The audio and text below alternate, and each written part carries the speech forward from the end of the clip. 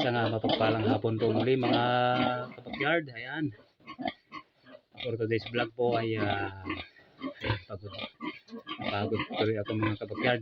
Dahil kasalukuyan po tayo naglilinis sa ating gulayan. Ayan mga kabakyard, good news po. Aantayin lamang po natin ng ilang oras yung ating bayar kay Tara. Ayan. So, ito na yung araw, huling araw na ni Tara po dito sa atin. At talaga namang bagamat parang ayaw pa po natin siyang bitawan, kaya lang talagang may edad na. So, kailangan na talaga ng kapalit. At syempre dito, pipili po tayo dito ng kapalit ni Tara. Yan, sa kanyang mga kaapu-apuhan. So ito mga kabakyard, hindi na po tayo naglinis sa kanyang kulungan, napakadumi. Ayan.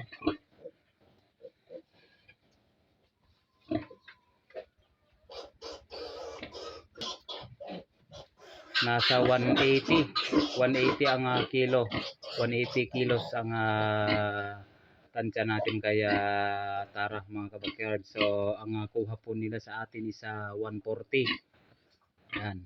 Yan po yung presyo po dito sa atin ng amin ng kal, 140. Pero yung mga ibang buyer, pasintabi po sa mga ibang buyer dyan na barat, talagang nasa 100 or 100 mahigit. Pero itong buyer natin na ito, 140 kasi talagang ayan po yung tumatakbo sa presyo ng kal natin. At depende pa sa bracket po ng kal natin. Pagka aabot po yan ng 200 plus, mas malaki pa po. Mahal pa rin ang baboy mga kabakyard. Yung mga buyer lamang po kung minsan talaga ang nagpapababa. At talagang depende po sa municipality. Ayan. Gaya po nung nakaraang vlog po natin, talagang mahal pa rin ng baboy. Ayan, pinasahan po tayo ng ating dating technician ng mga bracket po ng live weight at talagang mahal po. So ayan, tuloy pa rin ang laban natin, tuloy pa rin ang pag-aalaga natin. Huwag po tayong paapekto sa mga ibang nag-aalaga dyan na kung minsan talagang nawawalan na po sila ng lakas ng loob na mag-alaga dahil walang-wala na daw po silang tutubuhin. Pero lagi ko pong sinasuggest sa kanila na mas maganda talaga pagka may mga inahin ka. Bukod sa neto mo na yung pagkabiik, talagang mas tipid talaga pagka may inahin ka mga kabakyard. So ayan, konting tip lang yan mga kabakyard. Pagka tayo po ay mag-aalaga po ng baboy, mas suggest ko po sa inyo, magpalaki po kayo ng inahin. Yan. Ito, napakahaba po talaga ni Tara. Bagamat napaka-sexy niya, pero hindi naman siya yung payat na payat. Yan, talagang nasa 180. 80 na higit po yan. So, Tara, babay na. Babay na, Tara. Mamaya pipicturean kita dahil bibigyan kita ng memories. Dahil ito yung pinakapuhunan po natin mga kabakyard. So, napakalaking bagay yung naibigay niya, yung iniwan niya, yung generation niya, napakalaking blessings po sa atin. Kaya ito talagang napamahal na sa akin ito mga kabakyard. So talagang ganyan ang isang alaga po ay talagang may hangganan.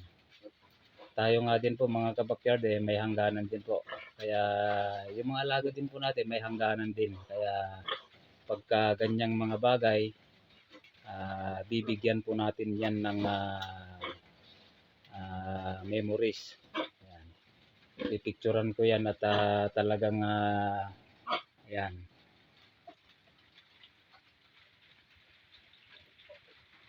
Itatago ko mga kabakyard dahil para may memories ako sa aking baboy na kung saan dyan po ako nag-umpisa.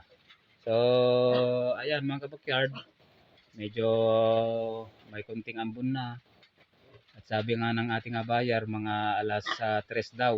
At anong oras na? Alas 2 na. So, aantayin lang natin mga kabakyard yung ating buyer.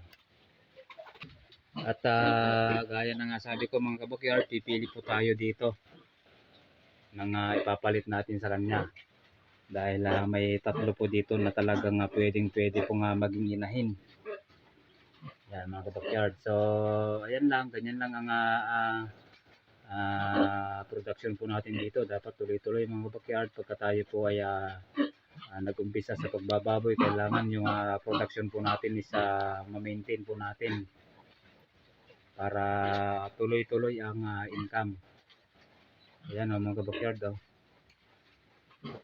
Sarap tulog nung nagdedede na ibang biik. Ang lalaki na nila, ang lulusog.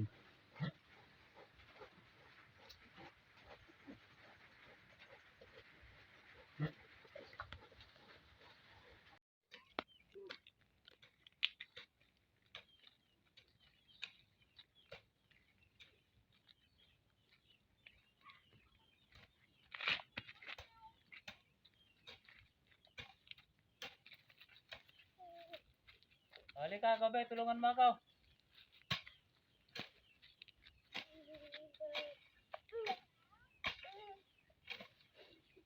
Halika, tulungan mo ako.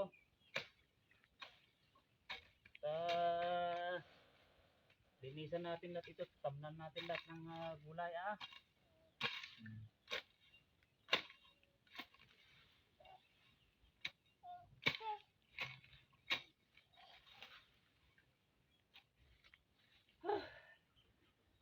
Ang hirap ng mahirap mga kabukid. Maghapong na kayo ko. Mag-hi ka sa ating mga kabukid. Hi, kamo, dali.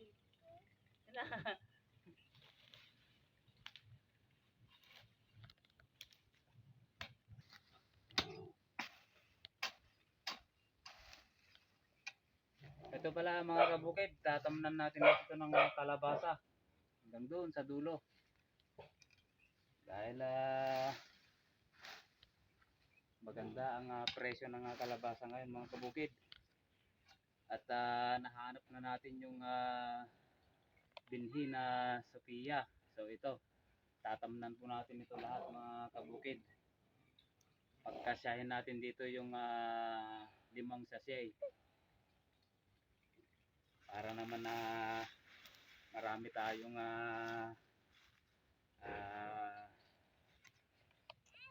maibigay sa ating mga buyer. Yan.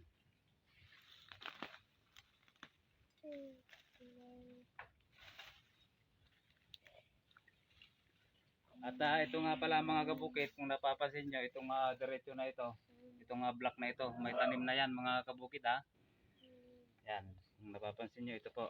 Ito, yung may mga ano yan, butas na yan. Talagang may tanim na yan mga kabukid.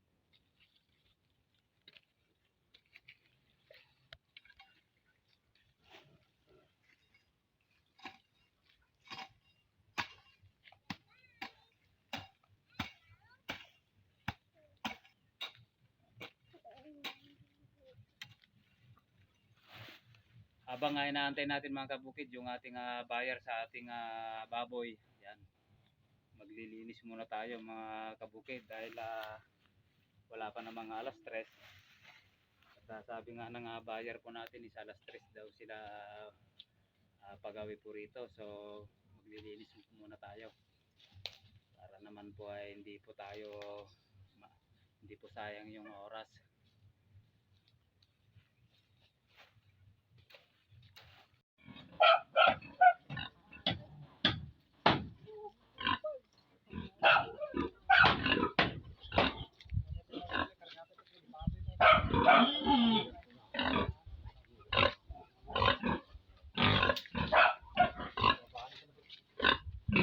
Mabebenta na si Tara.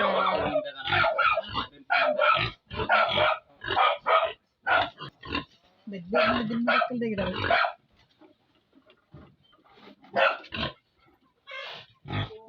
na yung mga bayar natin mga kabakyan. Tagal natin inantay, kararating lamang po.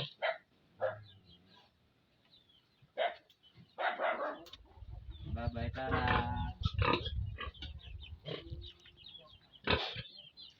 Babay Tara.